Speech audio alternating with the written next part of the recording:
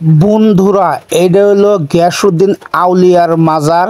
এটা গিয়াসউদ্দিন আউলিয়ার মাজারের বাইরে সাইড, মানে বাইরে গুনে আপনাদের দেখাইতেছি। দেন কত সুন্দর পরিবেশ আর কত সুন্দর দেখা যায় গিয়াসউদ্দিন আউলিয়ার মাজার।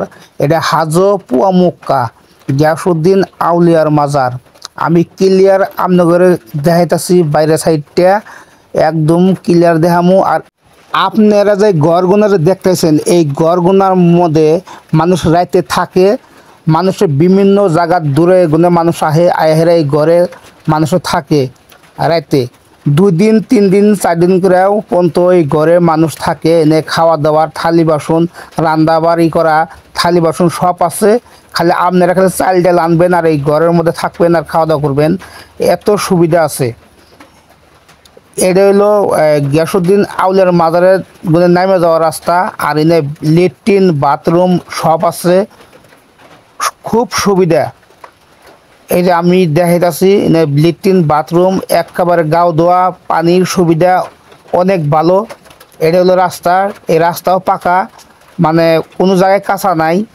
মাজারের ভিতর দিয়ে আপনি হাঁটাচলা করবেন, মাজারের ভিতর দেয়া সব পাকা, টাইলস লাগায় না।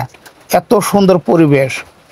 আর এই গিয়াসউদ্দিন আউলিয়ার মাজারে অনেক দূরে দূরে কোনো মানুষ আহে, শ্যালো দেয়া মানুষ আহে। এই যে শ্যালো দেয়া মানুষ আইব, ধরেন 400-500 দৌড়ে মানুষ আইব, আহেরে এই গড়গুনার ভিতরে থাকবো, এত সুবিধা।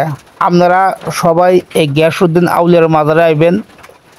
আপনারা আইলে দিশা পাবেন হাজো পুয়ামুক্কা গিয়াসউদ্দিন আউলিয়ার মাজার।